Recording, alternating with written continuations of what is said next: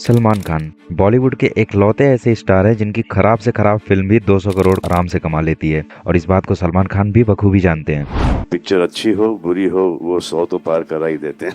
फिर भले ही फिल्म में स्टोरी अच्छी ना हो, फिल्म के गाने अच्छे ना हो, फिल्म का स्क्रीन प्ले अच्छा ना हो, पर अगर मूवी में सलमान खान है तो दैट्स इनफ। क्या आप मुझे बता सकते हैं कि एक श्योर शॉट हिट फिल्म बनाने का फार्मूला क्या है? Salman Khan. When you have Salman Khan, you don't need anything else. इसीलिए शायद रेस 3, भारत, दबंग 3, किसी का भाई किसी की जान, ऐसी मूवीज ने भी आराम से 200 करोड़ का आंकड़ा क्रॉस किया है। इसमें से टाइगर 3 उनकी थोड़ी एवरेज फिल्म थी, बट एवरेज फिल्म होने के बावजूद उसने वर्ल्ड वाइड 450 करोड़ का आंकड़ा क्रॉस किया था। और ये सब बिल्कुल एफर्टलेसली करते हैं सलमान खान। तो अगर हम लोग बात करें तो तीनों खान में सलमान खान, शाहरुख खान और आमिर खान के बीच में जो सबसे बड़ा क्राउड पुल है वो आई थिंक सलमान खान के पास है। क्योंकि आप लोग अगर देखें तो शाहरुख खान की अगर कोई मूवी खराब होती है तो उस मूवी की कलेक्शन अच्छी नहीं होती है। चाहे आप एग्जांपल के लिए फैन ले लें, जीरो ले लें या फिर जब हैरी मेट सेजल ले लें। हालांकि इन मूवीज के ऊपर मैं कमेंट नहीं करूंगा, बट इनका क्राउड पुल देखिए एकदम कम रह गया। हालांकि आमिर खान की भी कुछ खराब मूवीज को देख लीजिए, जैसे लाल सिंह चड्ढा हो गया या फिर ठग्स ऑफ हिंदुस्तान हो गया, इनका कलेक्शन उतना नहीं रहा। जबकि सलमान खान की लगातार बैक टू बैक खराब फिल्में आने के बाद भी उनका बॉक्स ऑफिस कलेक्शन बहुत ही ज्यादा है। अभी सलमान खान की लेटेस्ट फिल्म आने वाली है सिकंदर, बट सिकंदर की एडवांस बुकिंग के हालात बहुत ही ज्यादा बुरे लग रहे हैं क्योंकि एक दिन में मात्र 38,000 टिकट सोल्ड आउट हुए हैं बुक माई शो पर। हालांकि पठान, जवान की 6 लाख टिकट सोल्ड आउट हो चुके थे। इस हिसाब से तो भाई सिकंदर के हालात बुरे लग रहे हैं। बट क्या सिकंदर फ्लॉप होगी, इस बात को जानने के लिए आपको पूरा वीडियो देखना पड़ेगा। तो सबसे पहले हम लोग ये समझने की कोशिश करते हैं कि आखिर सलमान खान के पास इतना तगड़ा क्राउड पुल आया कैसे। तो बेसिकली सलमान खान जब अपने लो फेज से निकल रहे थे तो उन्होंने उस टाइम हिट फिल्म जैसे कि वांटेड, पार्टनर ऐसी मूवीज दी,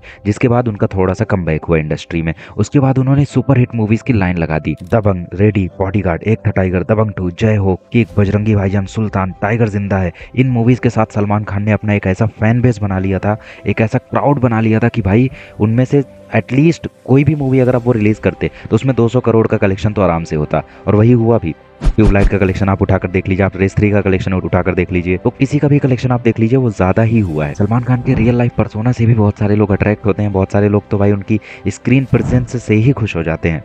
तो इन मूवीज के हिट होने के बाद फिर सलमान खान के साथ एक हिट फिल्म फॉर्मूला सेट हो गया कि भाई अगर हमें किसी मूवी को हिट कराना है तो हमें बस मूवी में सलमान खान चाहिए। लेकिन फिर यहाँ पे सलमान खान का डाउनफॉल हुआ कैसे? मतलब सलमान खान की मूवी जो एक टाइम पे सुपर हिट हुआ करती थी वो एवरेज, एबोव एवरेज या फिर हिट रह के कैसे रह जाती थी। तो अगर आप उनकी मूवीज को गौर से देखिए, रिसेंट वाली तो राधे, किसी का भाई किसी की जान, ऐसी मूवीज में कुछ खासा कंटेंट है नहीं। तो आखिर सलमान खान इन मूवीज को करने के लिए रेडी कैसे होते हैं? इसके पीछे के मैं आपको 2 रीजन बताता हूँ। उनके डाउनफॉल का बेसिकली 2 ही रीजन है। एक तो उनका खुद का प्रोडक्शन हाउस है और दूसरी चमचागिरी। सिर्फ ये 2 रीजन है। आपने उनकी मूवीज में देखा होगा, जैसे रेस 3 के थ्रू उन्होंने बॉबी देओल की वापसी करवाने की कोशिश की, किसी का भाई किसी की जान में बहुत सारे नए एक्टर्स को भर लिया। सलमान खान का रियल लाइफ पर्सोना ऐसा है ना कि अगर तो उनसे रिक्वेस्ट करने जाते हैं कि भाई मेरा कमबैक करवा दो, भाई मेरा कमबैक करवा दो, तो सलमान खान उन्हें कभी ना नहीं कहते। इवन सिकंदर में भी उन्होंने हमारे राजू रस्तोगी को मौका दिया है। तो बेसिकली जो इनके डाउनफॉल का सबसे बड़ा रीजन था वो यही था कि उनके पास खुद का प्रोडक्शन हाउस था, तो वो कोई भी मूवी को प्रोड्यूस कर सकते थे। और साथ ही में जो नए नए एक्टर्स थे जो स्ट्रगलिंग फेज में थे वो कोशिश करते थे कि किसी के तरीके से हम लोग भाई को मना ले, भाई हमें अपनी मूवी में ले ही लेंगे। तो बेसिकली जब आप किसी बंदे को इतना ज़्यादा चढ़ा दोगे ना तो फिर उसके बाद वो मेहनत क्यों ही करेगा। तो सलमान खान को भी वहाँ पे इतना ज़्यादा कन्विंस कर दिया इन लोगों ने कि भाई आपका तो बस प्रेजेंस ही काफ़ी है, आप तो बस मूवी में आ जाओ, मूवी तो यूं ही हिट हो जाएगी। तो बेसिकली उन सभी रीजंस के कारण फिर सलमान खान के एफर्ट्स में कमी दिखने लगी। सलमान खान उतना मेहनत नहीं करते थे, सेट्स पे काफ़ी टाइम से नहीं पहुंचते थे, क्योंकि सलमान खान ने जो मेहनत सुल्तान में की थी वो मूवी में दिखती है। उसके बाद आप कोई भी मूवी देख लो, इवन आप टाइगर 3 भी देख लो, टाइगर 3 में भी एक्टिंग एबोव एवरेज की थी, बट ऐसी भी कोई अलग लेवल एक्टिंग नहीं कर दी थी। तो अगर असली एक्टिंग देखनी है भाई की तो आप वांटेड में देख सकते हो, सुल्तान में देख सकते हो, इवन बजरंगी भाईजान देख सकते हो। ये सारी मूवीज में उनकी एक्टिंग बहुत अच्छी थी। बट वहीं जब आप उनकी रिसेंट मूवीज को देखते हो, जैसे किसी का भाई किसी की जान, तो किसी का भाई किसी की जान में साफ दिख रहा है कि जैसे सलमान भाई अपना बिग बॉस वाला कैरेक्टर प्ले कर रहे हैं। मतलब वहां पे सिर्फ वो गॉड बने बैठे हुए हैं, किंग बने बैठे हुए हैं कि भाई उनके सो नीचे ही आते हैं सब। तो बेसिकली सबको पता है कि भाई हाँ सलमान भाई आएंगे, पीटेंगे, चले जाएंगे। तो ये चीज़ सबको पता रहती है। वहाँ पे मीडिया में भी काफ़ी ज़्यादा रेपुटेशन को चोट पहुंचाई गई है, और साथ ही में जो इश्यूज कंट्रोवर्सीज चल रही हैं सलमान खान के साथ वो तो किसी से छुपी नहीं है। तो उसके कारण भी थोड़ा सा स्ट्रेस आता है उन पे। तो बेसिकली उनके डाउनफॉल के पीछे सबसे बड़ा रीज़न यही था कि वो न्यू कमर्स को मौका देते रह गए और थोड़ा सबकी बातों में आ गए, कन्विंस हो गए कि भाई उनको तो मेहनत करने की ज़रूरत है ही नहीं। लेकिन ये तो सच्चाई है भाई कि स्टारडम पाना आसान है, लेकिन उस स्टारडम को मेंटेन करना बहुत मुश्किल है। क्योंकि हमने पास्ट में भी बहुत सारे एक्सपीरियंसेस देखे हैं। कितने एक्टर्स आए जो पहली मूवी के बाद बोला गया कि भाई हाँ ये तो सुपर स्टार है, अब स्टारडम मिल गया, लेकिन उस स्टारडम को कोई भी मेंटेन नहीं कर पाया। तो सेम विद सलमान खान। सलमान खान कोई अलग नहीं है, उनको भी स्टारडम मिला, उनको भी फेम मिला, उनको भी बहुत ही ज्यादा इज्जत मिली, लेकिन उसको मेंटेन कर पाने के लिए आपको एफर्ट मारने पड़ेंगे। और जब आप डिल्यूजन में चले जाएंगे तो फिर आप उस एफर्ट को कैसे मारेंगे? आपको तो यही लगेगा कि हाँ आपको सब आता है, आपको सब कुछ पता है, आपको फिल्म मेकिंग भी आती है, आप गाने भी गा सकते हो, आप एक्टिंग भी कर सकते हो, आप सब कुछ कर सकते हो। हालांकि ऐसा कुछ नहीं नहीं है रियलिटी में you need support from everyone. तो इन सभी रीजंस के कारण सलमान खान का बहुत ही ज्यादा डाउनफॉल हुआ और उसके बाद फिर बहुत सारी मूवीज उनकी शेल्ड हो गई। टाइगर 3 के एक्सपेक्टेशन के हिसाब से परफॉर्म ना करने के कारण पठान वर्सेस टाइगर पोस्टपोन्ड हो गया या शायद कैंसिल ही हो गया, हमें ना पता हो भाई। सो वी डोंट नो, हो सकता है कैंसिल ही हो गया। बहुत सारी मूवीज उनकी शेल्ड हो गई और फिर उनके पास एक लास्ट ऑप्शन बचा, सिकंदर। उसके बाद इनका सिकंदर मूवी का काम शुरू होता है। इसके डायरेक्टर ए आर मुरुगदॉस है, तो उसके ऊपर हम थोड़ा सा भरोसा कर सकते हैं कि हाँ भाई मूवी में कुछ बात होगी, क्योंकि मूवी को डायरेक्ट कर रहे हैं ए आर मुरुगदॉस, जिन्होंने गजनी जैसी सुपरहिट मूवी को बनाया है। आपने देखी होगी, आज भी गजनी गूज़बम्प दे जाती है जब भी आप देखो तो बेसिकली हम लोग थोड़ा सा भरोसा कर सकते हैं उन पे। और साथ ही में ये भी है कि कहीं ना कहीं सलमान खान को ये रियलाइजेशन तो हुआ है कि भाई उन्होंने थोड़ी बहुत गलती कर दी, वो लोगों की बातों में आ गए, या फिर उनको भी एज एन एक्टर मेहनत करनी पड़ेगी। क्योंकि आप अगर उनके रिसेंट के इंटरव्यूज या फिर कुछ चीज़ों को सुनो तो वो कहीं कहीं पर रिग्रेट जताते हुए दिखते हैं कि हाँ भाई उन्होंने सुल्तान जैसी मेहनत फिर दोबारा नहीं की किसी भी मूवी में। तो उनको भी कहीं ना कहीं ये चीज़ का रियलाइजेशन है और ये बहुत ही ज़्यादा अच्छी बात है, क्योंकि अगर रियलाइजेशन आपको नहीं होगा, जब तक आपको अपनी कमी का रियलाइजेशन नहीं होगा, तब तक आप उस पर ऑब्वियसली काम नहीं कर पाओगे। अगर आपको ऐसा लगेगा कि नहीं भाई ये भी ठीक है ये भी ठीक है, तो काम किस पे करोगे, नथिंग। सो इट्स इंपॉर्टेंट कि भाई रियलाइजेशन हो, और वो चीज़ आई थिंक उनको हो चुकी है। तो सिकंदर में आई थिंक उन्होंने मेहनत तो की है, क्योंकि जैसा कि आप लोगों ने देखा होगा आर मुरुगदॉस के साथ उनके इंटरव्यूज वगैरह, तो उसमें वो बात करते नजर आ रहे हैं कि भाई आर मुरुगदॉस ने काफी ज्यादा उनको एफर्ट मारा है ताकि वो थोड़ी बहुत बेटर एक्टिंग, बेटर इमोशन, सारी चीजें अच्छे से कर सकें। That is because of you, sir. That is because I just see you and I just see. तो फाइनली सलमान खान के पास मिला जुला के सिर्फ एक प्रोजेक्ट बचा था, सिकंदर। तो आई थिंक इन्होंने अपना 100% समर्पित किया होगा।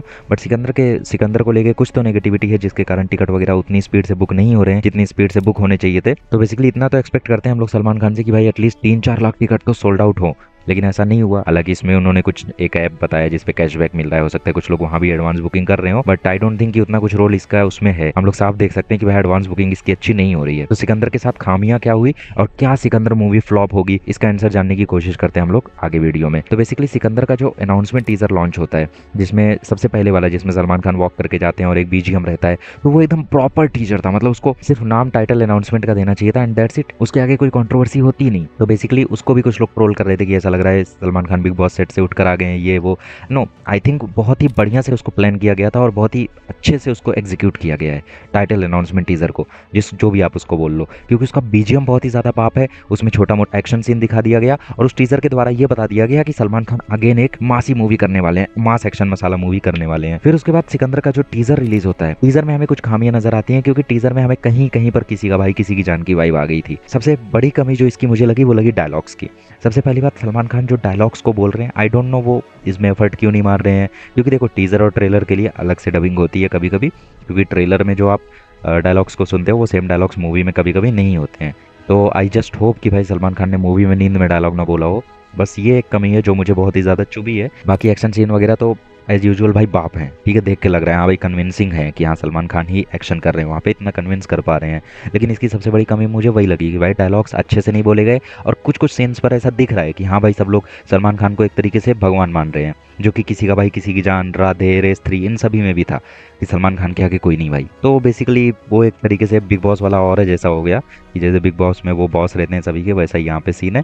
तो ये एक थोड़ी सी वाइब आ रही थी टीजर से। अब यहाँ पे देखो कुछ सलमान खान फैंस लोग मुझे हेट करने लगेंगे, but I am just saying भाई तुम भी इस बात को डीप डाउन जानते हो कि टीजर में ये कमी थी। फिर इसके 3 गाने रिलीज होते हैं। सबसे पहला गाना इसका रिलीज होता है जोरा जबी, फिर इसका गाना एक रिलीज होता है होली के ऊपर बम बम बोले, और उसके बाद फिर एक गाना रिलीज होता है इसका सिकंदर नाचे। सिकंदर नाचे आई थिंक वैसा है जैसे झूमे जो पठान था, लेकिन झूमे जो पठान का जो ऑरा क्रिएट हुआ था वो सिकंदर नाचे ने कहीं पर भी क्रिएट नहीं कर पाया है। तीनों सॉन्ग्स में मुझे सबसे बड़ी कमी ये लगी कि पहली बात तो ये कि हाँ कुछ लोग बोल रहे हैं कि एआई का यूज हुआ है शायद, क्योंकि फेस कट करके फेस किसी और की बॉडी पर डाला गया है, कोई और नाच रहा है, वो सलमान खान नहीं है। ये सारी बातें तो ठीक है, but I don't agree with this, क्योंकि भाई अगर आप मेकिंग उसकी देखोगे तो मेकिंग में आपको साफ साफ दिख जाएगा कि दैट सलमान खान ही वहाँ पे डांस कर रहे हैं, ऐसा कोई एआई वगैरह का यूज नहीं हुआ है। ये गाने बेसिकली वो वाइब नहीं जनरेट कर पाए जो पठान के टाइम पे या जवान के टाइम पे जिंदा बंदा या फिर झूमे जो पठान ने जनरेट किया था। सिकंदर के गाने देखो तो वो कहीं पर भी ऐसा बहुत अलग लेवल गाने नहीं है भाई, टू बी ऑनेस्ट। हाँ वो हो सकता है थिएटर में अलग लेवल परफॉर्म कर जाएं, बट दो songs are like average for me, ठीक है। उसके बाद फिर मूवी का ट्रेलर लॉन्च होता है। मूवी के ट्रेलर में भी हमें कुछ अच्छे सीन्स दिखते हैं, कुछ इमोशनल सीन्स दिखते हैं, बट इसमें मुझे फिर से भाई बहुत सारी खामियां नजर आती हैं। जैसे मुझे सबसे पहली खामी वहाँ पे वो नजर आई जो रश्मिका मंदाना का कैरेक्टर जब वो गाना गाता है। अब भाई देखो अगर वहाँ पे तुम उस गाने को प्रॉपरली नहीं गा पा रहे थे या फिर कोई अच्छा वॉइस नहीं दे पा रहे थे तो भाई प्ले कर लिए होते, बैकग्राउंड में गाना प्ले हो रहा है and she is just roaming around भाईजान, ऐसा आप लोग दिखा दिए होते उसको। बट नहीं भाई, मेकर्स को तो अलग ही चीज़ करनी थी वहाँ पे। तो सोचो कितना ज़्यादा इम्पैक्टफुल होता कि लता मंगेशकर की आवाज़ में बैकग्राउंड में गाना बज रहा है and Rashmika Mandanna is just walking around Bhaijaan, और भाईजान रश्मिका मंदाना को देख रहे हैं। Can you imagine that? कितना प्रॉपर तरीके से वो ट्रेलर एग्जीक्यूट होता। उसके बाद शुरू में भी कुछ कुछ सीन्स हैं जहाँ पे फिर से हमें वही लग रहा है कि भाई सलमान खान अपने बिग बॉस वाले ऑरा को प्रेजेंट कर रहे हैं कि हाँ भाई वो बॉस हैं, वो लीडर हैं, जहाँ जाएंगे वहीं राज करेंगे। That's what they are also talking about in the interviews. जैसे आपने एक आमिर खान, सलमान खान और यार मुर्गदास वाला इंटरव्यू देखा होगा, तो उसमें भी सलमान खान वही बोल रहे हैं कि मूवी इज़ ऑल अबाउट कि भाई एक बंदा है जो जहाँ भी जाएगा किंग बन के रहेगा, राज करेगा, कहीं पर भी वो नाइंसाफ़ी नहीं देख पाएगा। सो दैट्स इट भाई, दैट्स किसी का भाई किसी की जान फॉर यू। अब बेसिकली मूवी में देखो कुछ इमोशनल सीन्स मुझे पता है अच्छे हो सकते हैं, कुछ चीज़ें अच्छी हो सकती हैं, बट ओवरऑल जो मूवी से वाइब आ रहा है ना वो एवरेज एबोव एवरेज आ रहा है। मतलब आई डोंट थिंक कहीं से भी कि मूवी 600-700 करोड़ का कलेक्शन करने वाली है, बट फिर भी everything depends on the final product. भाई आपने फाइनली प्रोडक्ट क्या बनाया है उस पर सब कुछ अब डिपेंड करता है। देखो अभी मैं यहाँ पे ऐसा तो नहीं बोलूंगा कि मूवी फ्लॉप ही होगी या मूवी एवरेज होगी, ऐसा कुछ भी नहीं बोलने वाला हूँ मैं, बट ये है कि एडवांस बुकिंग उसकी अच्छी नहीं हो पा रही है। उसके पीछे ये 3-4 गलतियां हैं आपकी। सबसे पहले तो आपने जो टीजर अनाउंसमेंट किया था उसको टाइटल अनाउंसमेंट नाम से रिलीज करना चाहिए था। फिर आपने जो गाने रिलीज किए उन गानों को या तो रहने दिया होता, सिर्फ सिकंदर नाचे वाला गाना रिलीज किया होता, दैट्स इट। फिर आपने ट्रेलर को ठीक से तो कट किया है बट उसके सीन्स उतने कन्विंसिंग नहीं लगे हैं शुरू के। ठीक है, एक तो आपने ट्रेलर को इतना ज़्यादा लंबा कर दिया, 3 मिनट 40 सेकंड का कौन सा ट्रेलर होता है भाई इतना ज़्यादा लंबा। आई थिंक वो 2 मिनट तक का बहुत था।